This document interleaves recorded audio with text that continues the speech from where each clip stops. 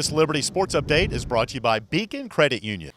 Yeah, certainly our guys were fired up last week. No motivation needed. An opportunity to redeem themselves from the first time we played those guys, and our guys had a great week of preparation. And regardless of who was in the stands, our guys were fired up to play that game, and so it was a lot of excitement leading up to that. And then our guys came out and they played physical. It was one of those games where you kind of knew what the opponent was going to do. They may have changed a couple of alignments and tweaked some things, but for the most part, our guys went out and just were very, very physical. And I think at times that led to some of our errors on offense.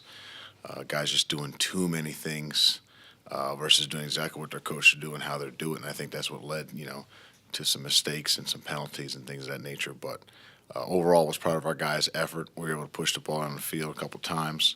Ran the ball pretty well, So all in all, we turned the ball over twice. One of them, the guy just made a phenomenal play, very similar to the week before. And I think the other one was just one of those ones where, Antonio was looking for the ball. I think he kind of lost it and couldn't come back and get his hands on it. And the guy made a great play. So hats off to those guys for getting their hands on the ball. But defense played phenomenal. It was great to see that. And so it was a great team victory. Leading up to these guys, very athletic. They got a bunch of transfers on both sides of the ball, and so these are the kind of games where you got to come out and you got to be physical from the very start and not let up at all, and don't give them any opportunities to be in the ball game. But really excited about this challenge because the last time those guys came here, they beat us. Quite frankly, we got to redeem ourselves there. So. Yeah, I guess one of the questions I've been asking is how much different do they look now defensively than the last time you saw them? Not much. I mean, same MO in terms of always getting some type of transfer from some, Power 5 school or major FBS school. And it's always somebody of length, of speed and strength. And so they have that across the board on defense. But structure of the defense is different, but the athletes aren't. What about their pass defense? Coach Gill said giving up like 148 a game. I mean, what challenges do they present there, and how do you match up? I think they just asked their corners, and their safeties, to not get beat, be physical, getting your hands on as many footballs as you can. And when you have that good of a box, athlete-wise, they allow you to play a little bit more aggressive and physical in the back end because you're confident knowing that someone's going to try to get to the passer. So with that being said, we got to be able to block the box and be able to throw the football down the field when opportunities present themselves and win the one-on-one matchups out there. Go back to that interception that Buck threw when he was trying to go to AGG that you mentioned. So that wasn't him missing on a landmark. That was probably more just on AGG not coming back to the ball then? Yeah, because if you watch, it all unfold, we got everything we want. We got a ball thrown in the air where Antonio has an opportunity to go up and get it.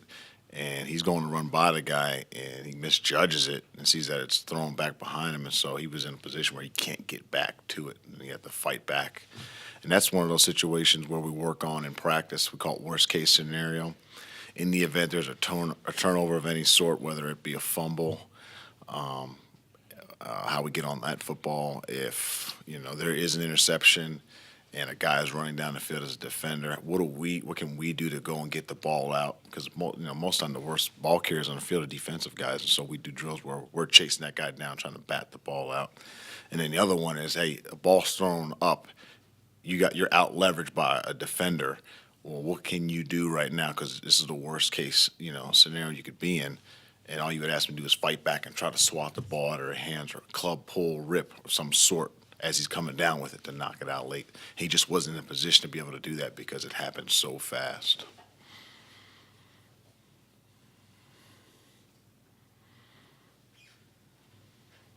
With the seniors on the offensive side, especially the linemen like Fiordelise, Lozano, have they meant to this program over the last 4 or 5 years? Yeah, those are guys up front that really paid their dues. For the most part, those guys were reserves when they first got in the program and really worked their tails off in the weight room, in the classroom, and then with us to really build a resume and their talents in order to get on the field. And so if you look at Ben Fiordelise, he's a guy that walked on At one point, he had hurt his foot really bad, and he was removed from the team just to get healthy. Then he was brought back on the football team and worked his tail into a position to start. And so, what he's been able to overcome, as a student athlete, is remarkable. Really, to be honest with you, and commendable. Julio Lozano was a guy that was a junior college kid that we originally looked at as a defensive end in high school. And then he put on some weight, went to junior college, did some really good things athletically, switched positions, and groomed himself into a guy that could help us out. And he's done more than that in his time here. And those two guys, many more were, fundamental in our change and our advancement offensively in terms of what we're able to do, and how we attack people in the run and pass game. You enter Saturday's game with a chance to have a 3,000-yard passer, 1,000-yard receiver, 1,000-yard rusher. Is that the type of production and balance that you want to see out of this offense? And are you pleased with what they've been able to do this year? Yeah, ideally you want to be able to have not so much balance, but you'd want to be able to see that, hey, they can attack you in a number of different ways in the run game and in the pass game, and then over an entire season you can see, hey, these guys are really, really good at doing this, this, and this. And no matter who you plug in there, those numbers don't necessarily change. You're constantly seeing production, one of the top offenses in the country, so on and so forth. So you would love to see that every season. Are you? It all depends on recruiting and development. That's really what it comes down to in order to get those numbers. You got to recruit the right guys. You got to develop them. Then they got to go out and execute. But would really, really like to see similar stat lines throughout, our time here. Despite the injuries to the receiving core, are you pleased with the results you've been able to get out of that group, and does that speak to the depth that you've been able to build there? Yeah, certainly. I mean, if you go back throughout the entire season and just go game to game and see who participated, who was available, how many snaps that group played, that was by committee. I mean, we beat, Troy, with 3 legs at the wideout position. BJ was on 1. Then we had Noah Frith with 2 over there. And we beat those guys. It's interesting just to see what we were able to do with that group this year. And there's been a number of guys that helped us win football games there. And we've redshirted a lot of guys. They're about to bring some more guys into that room. And so that room's just going to go up in terms of talent. But that speaks to, Kyle DeArmond, Barry Fink, and Bill Gillespie in the sense that they were to get guys ready, prepared mentally and physically to play a demanding schedule. So hats off to those guys for really doing a really good job in those areas. You mentioned DeArmond. I'm curious what you could kind of tell us about what he's brought to that group. I got a guy obviously that played here, but younger, hadn't really coached a whole lot before this. It's his first full-time head coaching job. What's he brought to that group? Well, he was a teacher prior to coming to our, joining our program in 2012, I want to say it was. And so he understood, how to reach, these younger kids and what they're into now. And then him coming back as a former student athlete here, his perspective is unique. He was a walk-on athlete that started off as a quarterback, then moved to wideout, and had success as a wideout, had success in the weight room. I want to say he still has some weight room numbers, records down there. And so, at all levels and engagements in this, college football experience, he's been able to live the similar experience that these kids go through. And there's a pride in that position group, having played it and now coaching it.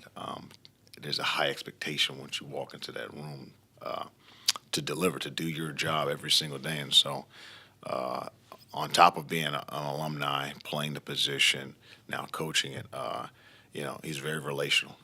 He's a guy to give, his shirt off, his back for you. And his kids and his players see that, and they want to work for him and perform for him. And so with that being said, the age thing doesn't really matter when you're relational. We talk about compassionate coaching, understanding the emotional, physical, mental, spiritual needs of your athletes, and being able to accommodate them so that they can get, the most out of themselves and then the most from you. So it's been awesome to have him on our staff in this role as an assistant coach because he's done a really good job there.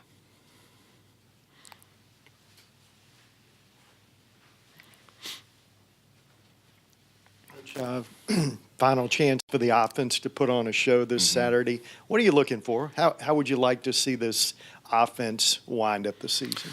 Really love for us just to come out the gate and just be physical and execute. I really would love to run the football and then push the ball down the field and guys make plays when the number's called and not do anything that sets us back in terms of first and second down. Last week, we'd get going and there'd be a penalty of some sort. There'd be a holding call or a drop football or a missed target throw.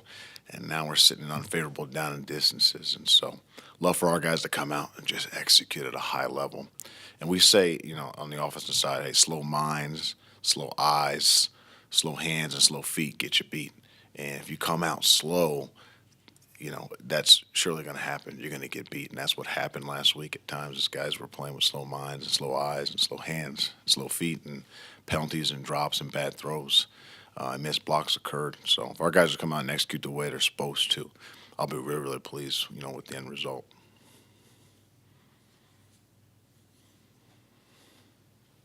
That said, still came out and, put up some early points. I mean, were you pleased with the way that the guys came out ready to play, like you said earlier, regardless of circumstance, stadium, whatever?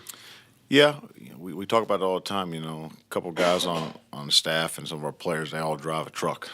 Right, and regardless of what the weather is, you expect that truck to do what it's supposed to do. If it's sunny and 80 outside, it better run. Or if it's minus 20 and it's a blizzard outside, it better run. So regardless of the weather or situation, it has a job to do. We have a job to do, and I was really pleased with our guys just going out and trying to do their jobs at best of their ability, regardless of the weather, who's watching, what's at stake. Just do what you're asked to do. Last thing I've got is from this offense going forward, even after this year. What's the next step for this unit, even with all the success they've had this year? Maybe personnel wise, or just improvements, or where is the ceiling for this group? Going forward, you want to see everything just increase, and in size. Up front, we got to be bigger. We got to be more athletic up front. In the backfield, from the quarterback, we got to have less turnovers. We got to be more accurate when we're throwing the football down the field. We got to be able to pull the football down and get some yards that just people don't expect us to get as a QB. From the backs, they did a really good job this year of growing and developing. Testament to Coach Brown and his training. And love to see those guys get more involved in the pass game going forward, because there's going to be times where if you're throwing the ball the way you're supposed to in the future, the backs, the guys underneath, the flare control, the little itty-bitty routes that they're running are the ones that are able to move the chains on third down and medium to long. And so getting those guys involved in the pass game at the wideout positions, speed's going to be the thing that has to change, going forward. We got to get faster guys. We got to get guys that can run on safeties and on corners and create some separation. Because we've been able to do that, for the most part, this year, in years past when we were an FCS team. But going forward and the guys we're going to be playing against, we got to have more guys that can run and stretch the field and create separation. So, and in the tight end group, that's a young group in some respects. We have to get more productivity out of catching the football out of the backfield. And then being more involved at the point of attack in the run game. So overall, there's a number of things we need to improve on as an offense.